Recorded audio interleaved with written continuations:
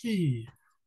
Bonjour, bonsoir, bon après-midi, dépendamment de l'heure que vous allez suivre cet élément que je fais concernant, ce n'est pas pour le concret, comme vous voyez à l'écran, comme vous allez voir dans vos petits écrans. Je le fais plutôt en rapport avec de ce que le président national de la PARECO a fait un mot pour, à la nation par rapport au fait de la fin de l'année avec notre cher frère, confrère Papi Guène. J'ai aimé le, en général, j'ai aimé l'interview. Les imperfections ne manquent pas. Je vais commencer d'abord par là pour dire qu'il y a toujours moyen de corriger si possible. On verra donc, j'aimerais vraiment donc qu'on puisse voir ce genre de choses, que ça s'améliore plutôt au lieu de taper seulement sur le point. Avant tout, même pendant les montages, ça aurait pu être évité cette circonstance-là que le président appelait Papy Gain, donc avant l'introduction. Donc, même s'il avait fait ça, ils auraient pu enlever ça pendant le montage. Alors, le PN, je vu, il appelait donc, c'est-à-dire l'intervieweur Papy Gain, et puis bon, c'était pas facile, donc j'ai trouvé que c'était quand même bien, donc, dans l'ensemble, l'interview. L'hymne national, point d'interrogation, ça peut se faire. C'est juste la consommation de temps peut-être pour dire les discours à la nation. Ça a une signification. On peut prendre ça, mais il y en a qui ne prendront pas parce que ça consomme le temps peut-être pour rien. C'est que j'ai aimé la prestation du président d'abord pour commencer. Le PM a été très, très juste. Mais les cadres, d'abord, comme j'ai dit, je vais commencer d'abord par les imperfections que je n'ai pas vraiment donc trouvé que c'était nécessaire. Les cadres environnants, le cadre qui a été fait pour monter cette émission a été vraiment d'une note faible, à mon point de vue. Mais j'ai aimé le PN, bien engagé dès le début, avec l'introduction et aussi des répliques et des questions. Juste, il a été direct avec le gars qui voulait aller avec de blagues, ou je ne sais pas si c'est des blagues de bon goût, de mauvais goût, je ne sais pas, mais le PN est revenu avec de bonnes réponses et puis à la bonne place qu'il fallait qu'il fasse ce travail-là.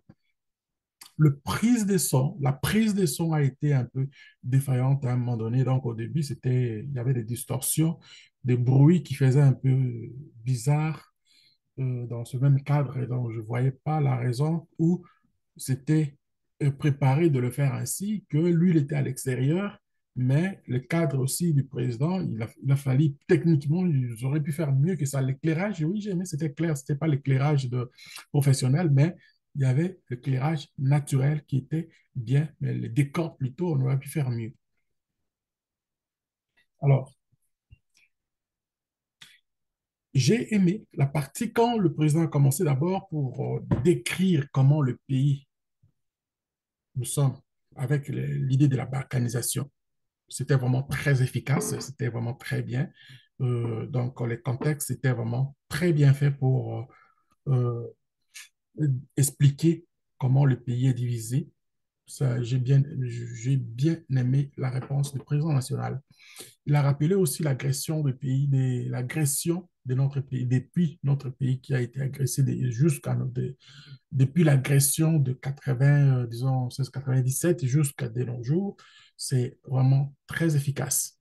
Et de la sécurité aussi, question sécuritaire qu'il a expliqué, l'histoire de Mobondo, de Mbororo et la sécurité des peuples dans le pays, aux endroits où le peuple est devenu commun. Donc, réfugié dans son propre pays. Donc, c'est vraiment des choses qu'il a été vraiment très clair là-dessus. Ensuite, il est rentré dans la question de l'élimination. Vous êtes rentré dans la question de l'élimination de la faim, le financement de l'entrepreneuriat. Ça, c'était vraiment une question. Il a bien expliqué. J'ai bien aimé ça. Très, très bon. Merci, PN. L'entrepreneuriat, pour moi, c'est vraiment le socle. C'est là où, peu importe, si on regarde vers le Moyen-Orient, on parle par exemple de l'Asie la Chine, les autres pays qui sont en train de faire. Donc, ils ont fait une montée spectaculaire sur le plan économique. Ce n'est pas par rapport au gouvernement, c'est dans l'entrepreneuriat. L'entrepreneuriat, c'est vraiment là où il faut mettre la clé. C'est là où il faut aller chercher le capital humain. Ce n'est plus le temps où on faisait l'industrialisation était à la mode. L'industrialisation va rester, mais le capital humain est plus que l'industrialisation. Si on peut définir ça un jour, on pourra faire encore mieux pour continuer à taper la main là-dessus. Concernant la justice aussi, il a bien élaboré la question, il a bien fait, il a parlé d'un système malade comme l'autre là aussi, il a reconnu, mais sauf qu'il n'a pas les moyens pour savoir comment résoudre ce problème-là.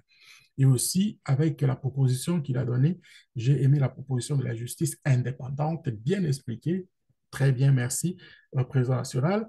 Et la question de la complémentarité par rapport à l'entrepreneuriat, il a expliqué sur le plan de l'employabilité, qui est, nous n'avons pas à part disons, le gouvernement, il n'y a pas autre chose. Alors, l'employabilité, ça reste vraiment les présidents, disons, Chilombo n'a pas défini, ne sait même pas où définir comment faire pour essayer de mettre la jeunesse au travail. Donc, ça a été une question que le président a bien expliqué. Et ça, pour moi, c'est comme si, de la façon dont il a expliqué, il me démontre à quel point le désespoir de la jeunesse reste encore un point important pour notre pays. Alors, il est venu avec la proposition, la même proposition qu'il a fait pour l'entrepreneuriat. Je soutiens et j'ajouterai même là-dessus que ici, de nos jours, pour nous en sortir, l'entrepreneuriat, c'est comme un point qui pourra nous aider à nous en sortir et commencer à rêver vers un développement. Mais à quel niveau? C'est-à-dire avec la proposition par exemple, la proposition qu'il a fait sur le financement privé. Excellent, excellent. Donc, c'est-à-dire qu'avec le peu de moyens que nous avons, puis c'est d'abord, le budget de l'État est consommé à la tête de l'État par les personnels, par le gouvernement, par la présidence. Donc, c'est-à-dire qu'il n'y a pas autre chose qu'on peut faire là-dessus, à moins qu'il y ait vraiment un président qui va penser à la jeunesse, un président qui va penser à son peuple pour dire qu'on va dégraisser. Il faut dégraisser d'abord le salaire de la présidence au gouvernement, à tous ceux qui conservent, tous ceux qui se montrent là, qui se distribuent l'argent de l'État comme leurs petits moyens, comme leurs arachides, donc, et commencer à injecter de l'argent dans la création des emplois, dans le capital humain, c'est-à-dire les études. Il faut changer un peu le système scolaire. Peut-être, à mon point de vue, ça sera la meilleure des choses pour orienter, désorienter donc ce qui a été fait par rapport à notre système scolaire désuet belge. Pour moi, ce sont des moyens qu'il nous manque, mais en ce moment, avec la présentation, avec la proposition du président, avec les financements privés, je pense que c'est vraiment ça. Ça a été une réponse très, très intéressante, importante à mon point de vue. Donc, pour dire que le capital humain reste notre seul moyen de se créer des voies et moyens pour se libérer de la pauvreté. C'est positionné aussi pour un cadre de développement dans le futur. OK. La prise, c'est-à-dire le discours me la met ainsi, et quand il est rentré dans l'analyse des discours du président Chilombo, il reste, c'est-à-dire Chilombo est resté toujours il est resté fidèle à lui-même comme propagandiste. Il est resté à l'état de la propagande électorale, ce qui a été vraiment pour moi, c'est une excellente analyse. Il est arrivé à qualifier avec des mots aussi forts apocalyptique. Je suis d'accord, surtout sur le plan social, économique. Non, mais il n'a pas, il n'a même pas fait mention par rapport à ça. Donc, j'ai trouvé ça très intéressant. Et en disant aussi, comme étant des observateurs, Chilombo a toujours sa mission de faciliter la balkanisation. Excellent. Il n'arrive pas à contrôler le pays en entier, et dans son ensemble, c'est-à-dire que nous sommes vraiment c'est vraiment à notre mission de la Pareco de travailler dur pour essayer d'aller vite pour finaliser notre mission, c'est-à-dire notre objectif surtout de la libération du pays. Il reste que voir, c'est-à-dire si on laisse seulement à Chilombo, il nous reste seulement qu'un jour, nous allons nous réveiller en regardant si la prise de Goma est faite. Nous allons commencer maintenant, nos larmes ne vont plus arrêter parce que ça sera comme si on lui a facilité aussi la tâche de ce qu'il est venu faire avec ces trois missions. Et la citation que, ben, ça s'explique aussi de ce qu'il a mis la citation de M. Cohen. L'exemple, c'est que M. Cohen disait que la ville de Goma ne nous appartenait pratiquement pas. Donc ça, si les gens ne se réveillent pas, pour moi, c'est vraiment comme si ils n'ont rien compris de notre message qui a été toujours fait depuis avant même la disparition de notre président national, Papa Honoré Nganda, d'heureuse mémoire. Et la gouvernance tribale de Chilombo nous met aussi comme un obstacle important qui fait que nous ne sommes plus à mesure de contrôler quoi que ce soit, mais c'est très important d'avoir rappelé aux gens ce genre de choses parce que c'est comme si on était témoin des choses et puis on dit rien. Rappel des propos de Chilombo était bien fort pour moi, c'était vraiment très bien dit. Question sur la révision constitutionnelle, je n'ai pas un mot à dire parce que de tout ce qu'il a expliqué, c'est comme une matière, un cours qu'il a été mis et cette bande-là a été bien édifiée. Donc, pour nous, cette charte d'occupation, ça fait tout simplement tout dire de ce que le président a expliqué et a écouté le président national. Pour moi, c'était une question de tout le monde et tous les membres de la PARECO surtout. Nous devrions nous regarder pour comprendre notre mission encore si on l'avait oublié. Je ne pense pas qu'on l'a oublié, mais c'est plutôt question de paresse ou bien de vision, des visées des autres qui pensent plutôt à autre chose que notre mission d'aller pour la libération totale de notre pays. De ce qui concerne le corridor de Lobito, on a là expliqué, bon, il a mentionné sur le plan de l'arrivée aussi de Biden, de ce qui est arrivé, à écouter le président national. Personnellement, j'ai été édifié par l'histoire d'abord, commençant par l'histoire de la Belgique, la compagnie belge, et de d'Ilolo Lobito. Donc, j'ai tiré cette conclusion pour dire que notre pays et notre population restent dans son sommeil profond et qu'il va y avoir dans ce projet l'Angola comme premier bénéficiaire et le renforcement en même temps de l'AE, des États de l'Est. Donc, alors, pour nous, c'est comme une occasion maintenant de voir ces genres de cours les cours qui ont été disposés, de voir que ils ont fait ça pour les conséquences qui vont être dans notre pays, de tuer les chemins de fer congolais et en même temps d'autres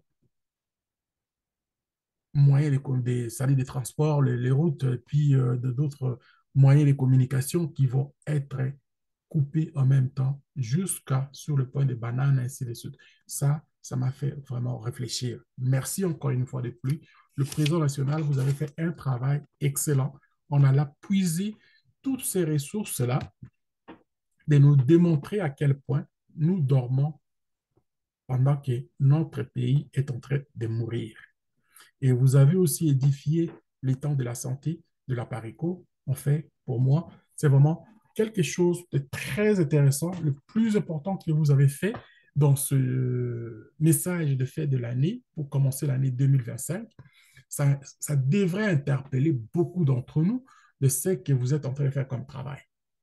Il y a des gens qui avaient déjà leur calendrier, vous les avez exprimés, vous avez vu ce que quand vous avez été bien avant comme trésorier national, trésorier, et vous avez été vice-président et aujourd'hui vous êtes président national. Pour moi, ce sont des échelons que vous avez fait. En plus d'être tout cela, vous êtes encore le fondateur à vie, le fondateur vivant de l'Apareco que nous devons tous beaucoup de respect. Et c'était une part très intéressante, importante que moi je voulais juste exprimer ma gratitude de voir que vous êtes en train de faire ce travail-là, pas pour vous nécessairement, pour la nation. Et il me reste qu'à dire à tout le monde qui va suivre ce message-là, je leur souhaite bonne écoute et bonne heureuse année et aussi le congrès qui bientôt il va être là au mois de juillet, comme vous l'avez si bien dit, le message est là et vous allez être là pour encadrer comme d'habitude. Si tout le monde opte de vous donner, j'espère que vous n'allez pas refuser. Et si il y a quelqu'un d'autre qui peut faire le travail, que vous allez aussi être là comme étant un conseiller à la matière, et puis avec votre expérience, et puis de votre participation comme membre aussi, camarade, comme vous voulez qu'on se le dise des fois. Moi, je suis très content, très fier d'être parmi ceux qui font partie de cette organisation qui lutte pour la libération totale de notre pays. Et je ne céderai pas une fois pour des raisons, quoi que ce soit, je n'ai pas de gaieté politique, je vois plutôt la libération de mon pays avant tout. Merci, c'était mon Gavatat.